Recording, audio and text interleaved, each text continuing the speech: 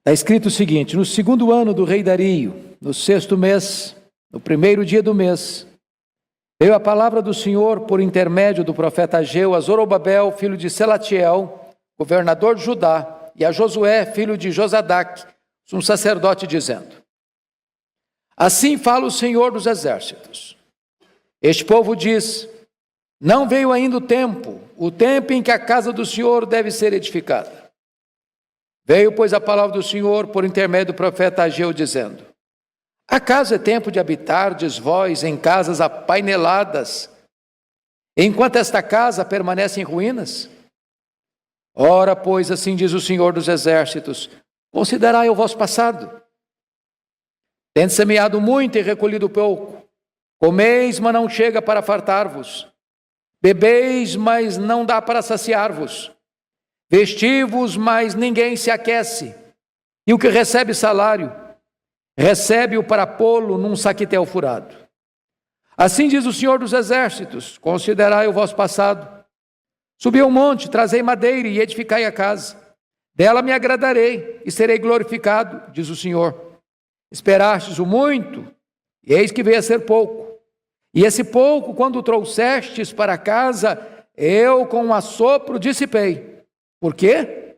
Diz o Senhor dos exércitos: por causa da minha casa, que permanece em ruínas, ao passo que cada um de vós corre por causa da sua própria casa. Por isso o céu sobre vós retém o seu orvalho, e a terra os seus frutos.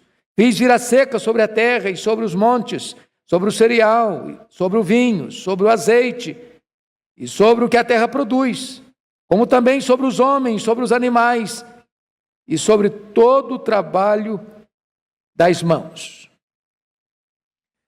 Meus amados, eu gostaria de tratar então deste tema soleníssimo, quando Deus confronta o seu povo. Espero que todos mantenham a Bíblia aberta nesta passagem, por favor, para considerarmos esse texto. Vocês todos sabem que a maioria dos profetas profetizou no período que precedeu o cativeiro babilônico, alertando a nação para que não se desviasse dos caminhos de Deus, porque se assim a nação fizesse, viria a disciplina. O povo não ouviu a Deus, e a Babilônia tomou Jerusalém no ano 586 a.C. Lá no cativeiro na Babilônia, nós tivemos o profeta Ezequiel e o profeta Daniel, alertando o povo. E agora, depois que o povo retorna do cativeiro babilônico, de 70 anos no cativeiro, você tem agora os profetas Ageu, Zacarias e uma geração depois, o profeta Malaquias. O profeta Ageu é certamente um dos chamados profetas menores, e ele é o segundo menor livro do Antigo Testamento, só perde para Obadias. O que está acontecendo aqui? Por que esse profeta é levantado?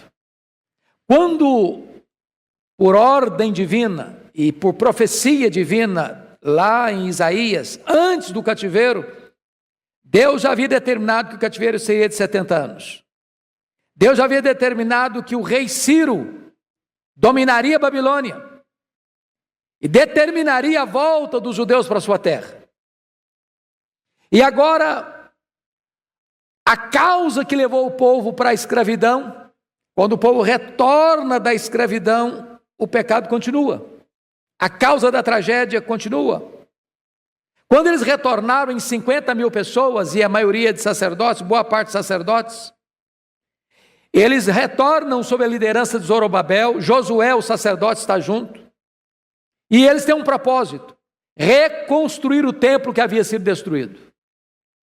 Porque a centralidade do povo de Deus era o culto, era a adoração. E então, para que todo aquele aparato espiritual pudesse ser restabelecido, era necessário reconstruir o templo. Aliás, construí-lo de novo. Quando o povo chega, a cidade está debaixo de escombros, os muros quebrados, as portas queimadas, pedras reviradas, entulhos na cidade. E então diz a Bíblia que os samaritanos, aquele povo híbrido das 10 tribos do norte, misturada com gentios, se propõem a se aliarem a esses judeus que retornaram para a construção do templo. O problema não era a ajuda deles, o problema é que os samaritanos não possuíam a mesma fé. Eles não acreditavam no Antigo Testamento, apenas nos livros da lei. Eles não tinham as mesmas verdades e pilares doutrinários. Aliar-se com eles era abrir mão da genuína fé, era transigir com valores absolutos doutrinários. E então os judeus disseram não para os samaritanos: não, vocês não podem participar conosco, nós não temos a mesma fé, nós não servimos da mesma maneira. E diz a Bíblia que agora esses samaritanos se voltam contra esses judeus, denunciam com boatarias e falsas notícias para o rei do Império Medo-Persa, que esses judeus tinham más intenções. E então diz a Bíblia que aqueles que queriam se aliar agora se tornam inimigos terríveis, se opondo à construção do templo. E diz a Bíblia que isso envolve um embargo da obra por parte do rei da Pérsia. E o templo que tinha sido lançado às suas bases, as paredes começam a se levantar e a obra é paralisada. E quando a obra do templo é paralisada, os sacerdotes, o povo que voltou, abandona a casa de Deus, inconclusa, e cada um vai cuidar da sua vida, cada um vai cuidar das suas próprias casas, cada um vai cuidar dos seus próprios campos, cada um vai cuidar dos seus próprios interesses. Este é o panorama desta profecia de Ageu. Bom, veja você no versículo 1, no segundo ano do rei Dario, e esse Dario aqui não é o mesmo Dario lá do começo. No 6º mês, no primeiro dia do mês, veio a palavra do Senhor por intermédio do profeta Ageu a Zorobabel, filho de Selatiel, governador de Judá, e a Josué, filho de Jodadac, sumo sacerdote, dizendo. Então vamos entender aqui, meus irmãos, algumas coisas. Ageu não é a fonte da profecia, ele é o instrumento da profecia. O pregador não é a fonte da mensagem, o pregador é servo da mensagem. A mensagem é de Deus. Ele é apenas o mordomo da mensagem, que transmite a mensagem, mas essa mensagem não procede dele, procede de Deus. Segundo lugar, o tempo dessa profecia, obviamente, foi nesse retorno da Babilônia, do cativeiro da Babilônia. O tempo da profecia é quando o povo chega e começa a construir, vem a oposição e eles param a obra e se acomodam e vão cuidar dos seus negócios e deixam a casa de Deus desamparada. A coisa importante entender: quais eram os destinatários dessa profecia? Está aí no versículo 1. Ele endereça a mensagem ao governador Zorobabel e ao sumo sacerdote Josué. Por conseguinte, num período do culto ao povo todo. A palavra vem para a liderança política e espiritual e para todo o povo. Então, esse é o conjunto, esse é o contexto em que está acontecendo essa profecia. Bom, qual foi a principal ênfase de Ageu? Primeiro, a reconstrução do templo. Segundo lugar, o estabelecimento do reinado de Davi. Era necessário trazer de volta a esperança messiânica. O povo tinha perdido isso de vista. O povo tinha passado 70 anos na Babilônia, e ao retornar para a reconstrução do templo, recomeçar, os valores espirituais que tinham cessado durante 70 anos, eles se acomodam de novo. Eles entram numa estagnação espiritual de novo. E então é nesse momento que diz a Escritura que o profeta Ageu é levantado. Então vamos agora observar as lições desse texto, dado esse panorama. Primeiro, Deus volta a falar com o povo. No segundo ano do rei Dario, no 6º mês, no primeiro dia do mês, veio a palavra do Senhor. Há uma esperança aqui. Às vezes Deus fica em silêncio. Às vezes Deus não fala. E não há momento mais dramático para um povo do que quando Deus fica em silêncio. Quando o juízo de Deus é aplicado, quando não se escutou a voz da graça, se escuta o estalido do chicote, E Deus se cala. Mas agora o povo volta. E há muitos anos que Jerusalém não escutava a voz de Deus. E a voz de Deus voltou a ecoar. A voz de Deus voltou a trombetear. A pergunta é, por que esse povo foi levado para o cativeiro da Babilônia? Vocês se lembram? Jeremias capítulo 7. O povo havia feito do templo de Jerusalém uma muleta espiritual. O povo havia desenvolvido uma fé mística no templo, dizendo, templo do Senhor é este, apenas para permanecer nos seus pecados. Eles pensavam o seguinte, enquanto tiver o templo de Jerusalém aqui, estamos seguros, estamos protegidos. Eles não confiavam em Deus, confiavam no templo. Aqui é um grande risco, irmãos, da gente confiar em instituições religiosas, em sistemas religiosos, e não no Deus verdadeiro. O que Deus fez? Deus entregou os vasos do templo, Deus entregou o templo, Deus entregou Jerusalém, porque eles não estavam acreditando em Deus, eles estavam acreditando em nomenclaturas, eles faziam do templo um amuleto espiritual. Qual o problema agora? É que o povo retorna da Babilônia com o mesmo descaso. Agora eles estão deixando de lado a casa de Deus, que está entregue às ruínas ainda. Lançaram os fundamentos e abandonaram. Acharam que o fato de ter dificuldade é motivo para você desanimar, para você largar a obra. Meus irmãos, dificuldades a igreja sempre vai ter. Oposição a igreja sempre vai ter. Falta de recursos a igreja sempre vai ter. O capital da igreja não é dinheiro, o capital da igreja é fé. Quando a igreja confia em Deus, ela vai para frente, ela enfrenta os desafios, ela enfrenta os inimigos, ela enfrenta os embargos políticos, ela enfrenta todo tipo de dificuldade. O profeta está levantando a sua voz para encorajar esse povo a voltar às trincheiras da luta e não abandonar a obra de Deus. Agora veja comigo, que o povo que volta para Jerusalém enfrenta algumas dificuldades, eu queria levantar alguns deles. Primeiro, falta de recursos financeiros. As pessoas voltaram e enfrentaram escassez de recursos. Se você perceber, anos depois, lá no livro do profeta Neemias, quando ele pergunta como é que estava o povo lá, ele falou, olha, o povo lá está entregue a uma grande miséria, grande opróbrio, os muros estão quebrados, as portas estão queimadas, estão esquecidos lá. Esse é um problema para fazer a obra de Deus com falta de recursos. E eles estão enfrentando esse problema. Segundo problema, a proposta de aliança perigosa dos samaritanos. A gente tem que ter muito cuidado, irmãos, com quem a igreja se alia. O pastor Orival usou um termo hoje aqui, no sentido correto. Uma reunião ecumênica falando de pessoas que creem no mesmo Deus, têm a mesma fé. Nesse sentido, nós somos uma igreja ecumênica, no sentido de que não importa a sua denominação, se você crê na Bíblia como palavra de Deus, se você crê no Deus Pai, no Deus Filho, no Deus Espírito Santo, se você crê que Jesus é o único Salvador, se você crê que o homem é pecador, se você crê que o homem é salvo pela graça, se você crê que a salvação é assegurada em Cristo, se você crê que aquele que crê está salvo e que há o céu e que há a condenação eterna para os que não creem, nós somos irmãos. Agora, nós não podemos fazer alianças com aqueles que negam a fé cristã, com aqueles que transigem com a fé cristã, com aqueles que não, esse livro não é a palavra de Deus, não é só Jesus Cristo que salva, não, Deus não é trino, Pai, Filho e Espírito Santo, não, o sangue de Cristo nos purifica do pecado, não, o homem tem que se esforçar.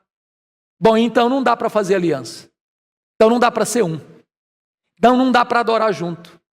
Então não somos um, porque não há unidade fora da verdade. E eles estão enfrentando esse problema. Mas eles estão enfrentando também um outro problema. Alguns daqueles que retornam, talvez tinham saído de Jerusalém quando eram pequenos e conheciam a grandeza do templo de Salomão. Um dos maiores palácios religiosos do mundo. E agora eles estão construindo um templo modesto, pequeno, sem beleza, sem riqueza, sem luxo, sem a grandeza majestosa do templo de Salomão, e eles estão aqui com todos esses dramas enfrentando no coração.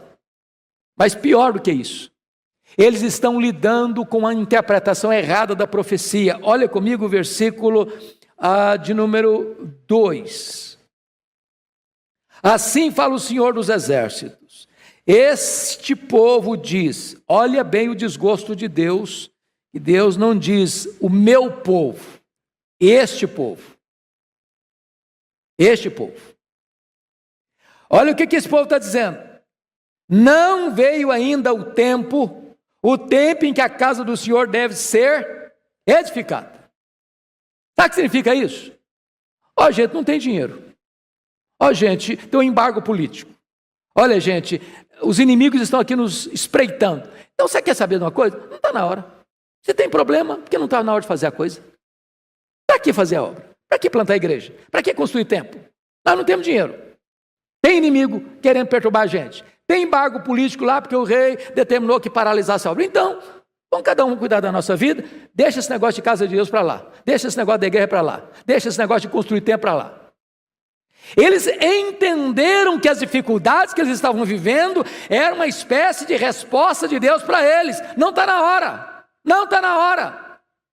Mas fizeram a leitura errada. Fizeram a leitura falsa. Meus irmãos, a igreja de Deus é martírica. A igreja de Deus avança com luta, com lágrima, com sangue, com perseguição, com embargos, com dificuldades, e ela avança no poder do Espírito de Deus. Tem prisão, tem açoite, tem cova de leão, tem fornalha acesa, tem a arena onde os crentes são jogados às feras, mas a igreja vai avançando. O sangue dos mártires é a sementeira do evangelho. Eles tinham entendido errado a profecia. Então, veja você que Deus começa a argumentar com o povo. Então, a primeira coisa que me deixa impressionado é que Deus se apresenta no verso 2 como o Senhor dos Exércitos. Sabe o que significa isso? Olha, se vocês acham que tem embargo do rei da Pérsia, o Deus que nós servimos é o Senhor dos Exércitos. Ele manda nos anjos, Ele manda nos homens, Ele manda nas nações, Ele manda no céu, Ele manda na terra, Ele manda no inferno. Ele é o Senhor dos Exércitos. Pronto. Então nós estamos servindo àquela autoridade que é máxima. O nosso Deus inclina o coração do rei para onde ele quiser. Essa é a primeira coisa. Deus se apresenta dessa maneira. E o povo que conhece a Deus é um povo forte. Segundo aspecto, Deus demonstra o seu desgosto com essa atitude do povo. Esse povo. Isso é uma forma de Deus estar dizendo, olha, eu não estou gostando da atitude de vocês, não. Terceiro lugar, as desculpas do povo eram desculpas esfarrapadas. Discute gente acomodada. Não chegou o tempo. Meus irmãos, se nós esperarmos facilidades para fazer a obra de Deus, sabe como nós vamos fazer? Nunca. Se você esperar juntar dinheiro na caderneta de poupança na igreja para começar a investir na obra missionária, sabe quando você vai investir na obra missionária? Nunca.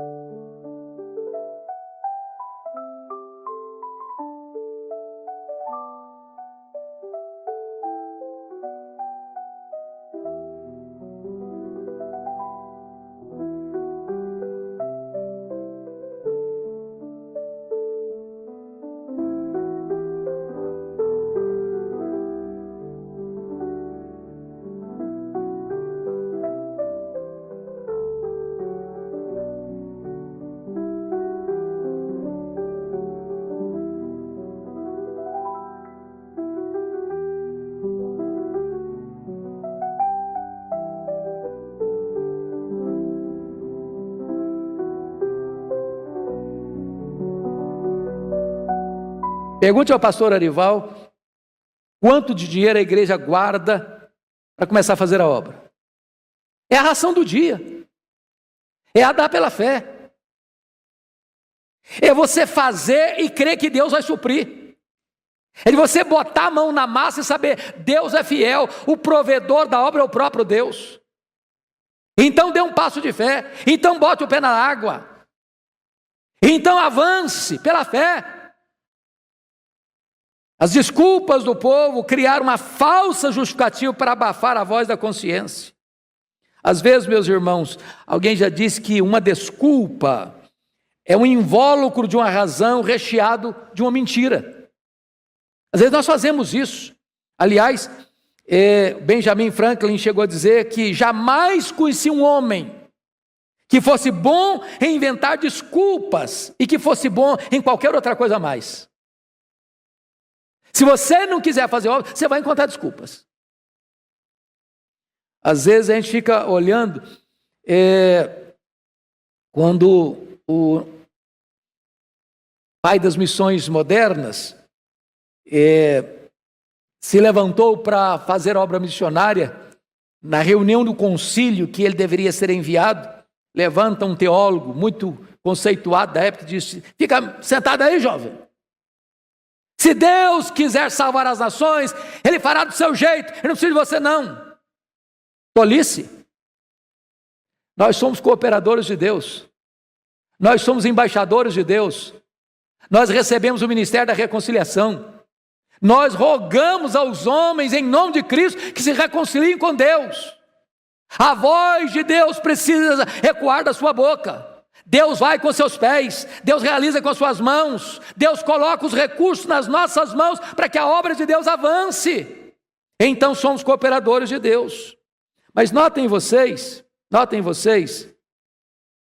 que a resposta de Deus às desculpas do povo. Olha aí versículo 3 e 4 comigo. Veio, pois, a palavra do Senhor por intermédio do profeta Ageu, dizendo: acaso é tempo de habitardes vós em casas apaneiladas, enquanto esta casa permanece em ruínas? Vamos entender isso aqui. A casa apaneilada é um termo para casas ricas, aliás, feitas de cedro importado do Líbano, e só os reis na época tinham. Então eles começaram a investir todos os recursos nas suas próprias casas, enfeitando-as, embelezando-as, engrandecendo-as, tornando-as casas de luxo, enquanto a casa de Deus estava inconclusa e em ruínas. Da mesma maneira que eles tinham entendido que não era tempo de fazer a casa de Deus, eles estavam achando que era tempo de fazer a casa deles.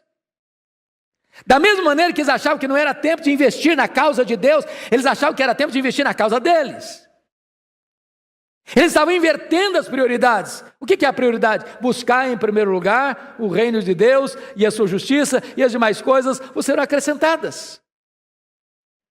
Todas as vezes, irmãos, que nós colocamos os nossos assuntos, os nossos interesses, as nossas causas, as nossas necessidades, as nossas prioridades na frente dos projetos de Deus, nós estamos na contramão da história. Estamos na contramão da história. Mas veja você, que eles estão dizendo assim: primeiro a minha vida, mais tarde Deus, eu primeiro, depois Deus. Deus fica com o resto, nós ficamos com a primazia. Essa teologia está ruim, essa teologia é antropocêntrica, e Deus reprovou o povo através do profeta Ageu nessa profecia. Mas olhe comigo, um terceiro ponto é que Deus mostra a insensatez do povo com essa decisão. Veja o verso 5 e 6. Ora, pois, assim diz o Senhor dos Exércitos: considerai o vosso passado. Por que diz considerai o vosso passado? Essas mesmas atitudes que vocês estão tendo agora foram a causa do cativeiro. Em outras palavras, quem não aprende com a história, se a história não é sua pedagoga, ela vai ser sua coveira. Se você não aprendeu com os erros do passado, você vai repeti-los. É por isso que ele está dizendo isso aqui: considerai o vosso passado. Aprenda com o passado, aprenda a lição, não repita os mesmos erros. para não sofrer as mesmas consequências. Versículo 6, olha aí comigo. Tende semeado muito, recolhido pouco. Comeis, mas não chega para fartar-vos. Bebeis, mas não dá para saciar-vos. Vestivos, mas ninguém se aquece. E o que recebe salário, recebe para pô-lo num saquetel furado. Então vamos entender algumas coisas aqui, meus irmãos. Investimentos errados produzem resultados insatisfatórios. Só para entender, não é que semeia muito e colhe pouco, ou come, você vai na churrascaria, come até empanturrar e sai de lá com fome. Não é isso não. Você bebe, não mata a sede nunca. Ou você bota um casaco pesado e ainda está sentindo frio. Ou você recebe um salário e bota num saco furado. O que ele está querendo dizer com isso? Quando você não vive a prioridade de Deus, tudo que você faz não traz satisfação para a sua vida. Você come, há um vazio dentro de você. Você bebe, há uma sede dentro de você. Você se veste, você se sente desconfortável. Tudo que você faz, você conquista, você alcança, você faz uma casa belíssima, apainelada, mas não tem paz dentro da sua casa. Você ganha mais dinheiro, mas seu coração está mais vazio. Você vai às festas mais requintadas e volta para casa com a cara amarrotada, de angústia e dor. Deus produz a insatisfação, porque a felicidade não está nas coisas, a felicidade está em Deus. E sempre que a gente deixa Deus por causa de coisas, a gente quebra a cara, porque tudo que a gente joga para dentro de nós não é capaz de preencher o vazio do nosso coração. E aí Deus usa uma figura muito curiosa, no versículo 6, e o que recebe salário, recebe para pô-lo num saco furado. Quando você não é fiel a Deus, e aqui tem um princípio muito importante, que é o princípio dos dízimos, que a casa de Deus depende do próprio recurso de Deus.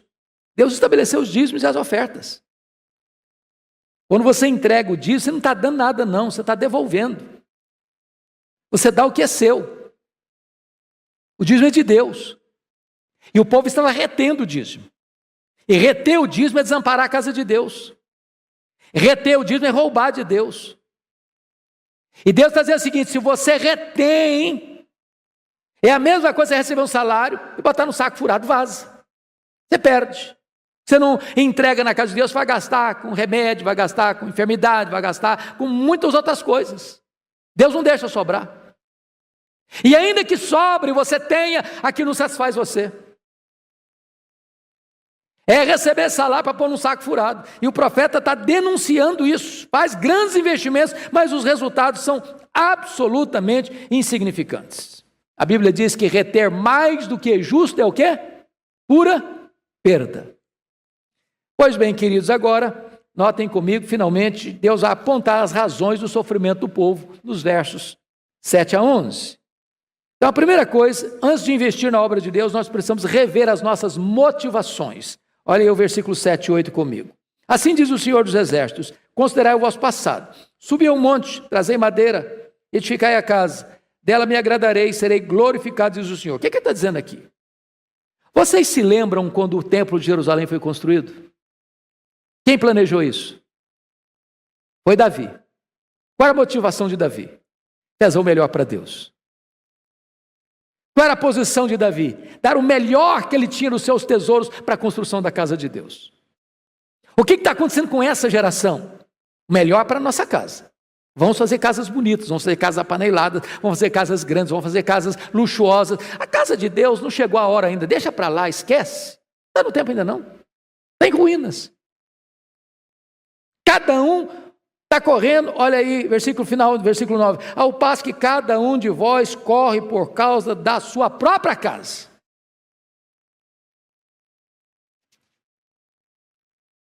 Então preste atenção nisso. Deus quer motivação certa. Motivação certa. Você ama a casa de Deus? Você ama a obra de Deus? Você ama o reino de Deus? Você busca o reino de Deus em primeiro lugar? Você tem dedicado o melhor daquilo que Deus lhe tem dado para o avanço do Evangelho, para o avanço do reino de Deus, para a expansão da obra de Deus. É isso que o profeta está falando aqui. Segundo lugar, irmãos, Deus se agrada e é glorificado quando nós investimos em sua casa. Olha o verso 8 comigo. Subi a um monte, trazei madeira, edificai a casa, nela me agradarei, serei glorificado, diz o Senhor. Irmãos, Deus fica alegre, feliz, Deus se agrada disso, quando o seu povo ama a sua casa, quando o seu povo investe na sua casa, quando o seu povo investe na expansão do reino de Deus. Não se trata apenas da construção de um prédio, irmãos, de tijolo e pedra, não. Se trata de você saber que ali é lugar onde a palavra de Deus vai ser proclamada, onde ali pessoas vão ser salvas, ali onde pessoas vão ser libertas, ali onde pessoas vão ser reconciliadas, restauradas pela graça de Deus. Deus tem prazer quando você ama a casa dele. E ali diz a Bíblia, Deus é glorificado. Deus é glorificado. Mas ainda, amados, notem vocês, e é muito importante entender isso, Deus é Deus de primícias e não Deus de sobras. Você pode ler o verso 9 comigo? Todos nós em voz audível, cristalina e eloquente. Verso 9, vamos juntos? Esperastes o muito, e eis que veio a ser pouco. E esse pouco, quando o trouxestes para casa, eu com assopro dissipei. Por quê? Diz o Senhor dos Exércitos. Por causa da minha casa, que permanece em ruínas, ao passo que cada um de vós corre por causa da sua própria casa. E a questão do homem para Deus? A sobra. A sobra. A sobra. Esperaste muito, e eis que veio a ser pouco. E esse pouco, quando o trouxeste para casa, eu com assopro dissipei. Sabe o que Deus está dizendo? Sobra eu não aceito. Eu não quero. Eu não sou Deus de resto. Aliás, resto hoje você não dá nem para os animais domésticos. As casas e os pets hoje oferecem produtos cada vez mais caros. E hoje muitas famílias investem muito mais em comida de pets do que em comida de crianças.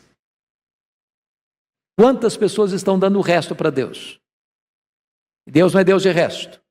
A Bíblia diz, honra o Senhor com as primícias de toda a tua renda, se fartarão os teus celeiros, se encherão de vinho os teus lagares.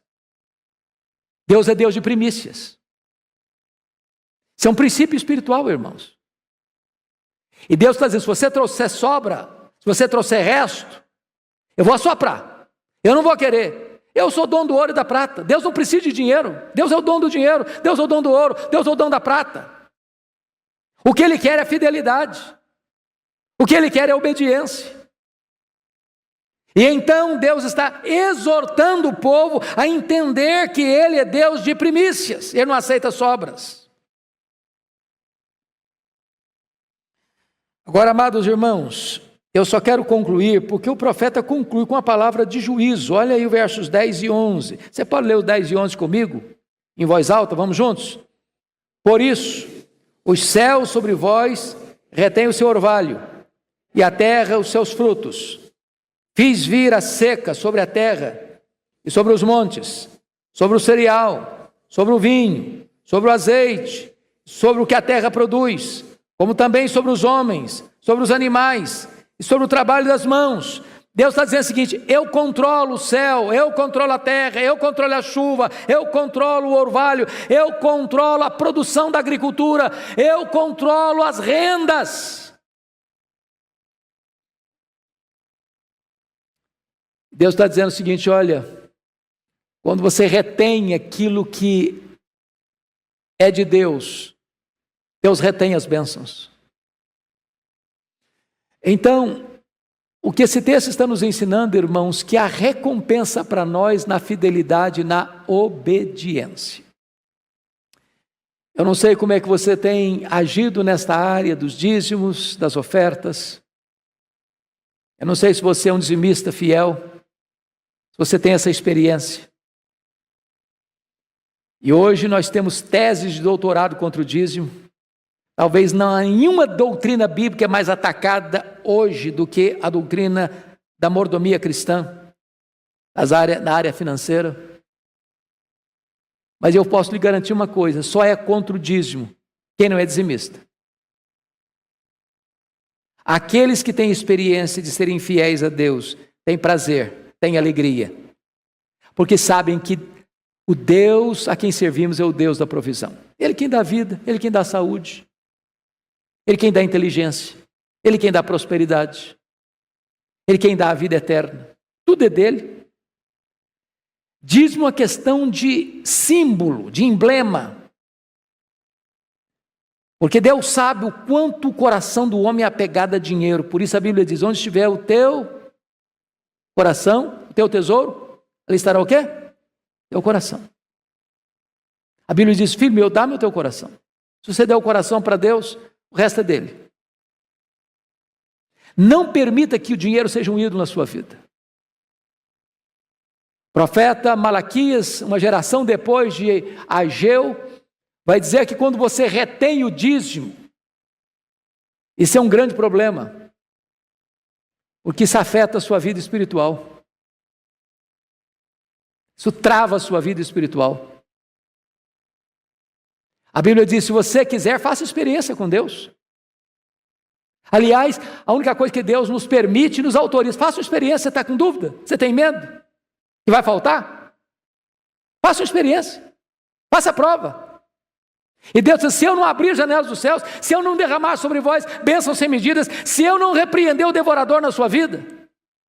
Tem muita gente que o devorador está comendo tudo, está levando tudo, porque ele é infiel. E hoje Deus trouxe você aqui para lhe trazer uma palavra de encorajamento e de exortação, para que você seja fiel ao Deus da sua salvação, para que você coloque em primeiro lugar o reino de Deus na sua vida, para que o orvalho não seja retido, para que a chuva não seja retida, para que o cereal não seja retido, para que as bênçãos da provisão divina, abundância, não sejam retidas. Porque servir a Deus e deleitar-se nele é a maior de todas as bênçãos e de todas as alegrias da nossa vida. E a palavra do profeta Ageu cruze os séculos e chegue hoje aqui, 11 de abril de 2022, no templo da Igreja Presbiteriana de Pinheiros, e alcance o seu coração, e alcance a sua vida, que está aí nos acompanhando de vários lugares do mundo. Deus abençoe o nosso coração. Vamos orar ao Senhor. Fique em pé, por gentileza. E eu queria hoje fazer um desafio a você.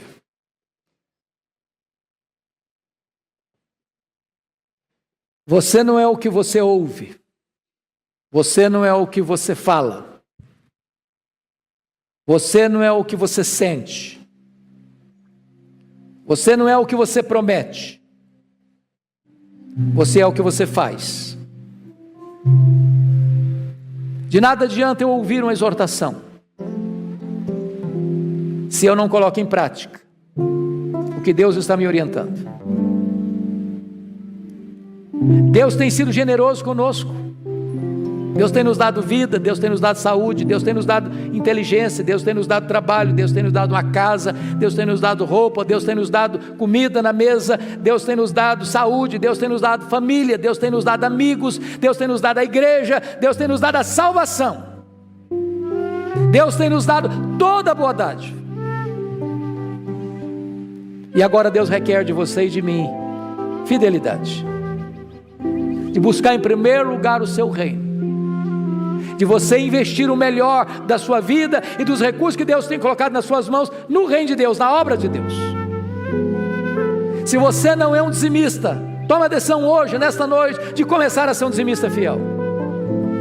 Se você não é generoso em ofertar, comece hoje, toma a decisão hoje, de meu Deus, esta semana eu quero abençoar a tua obra, eu quero abençoar alguém.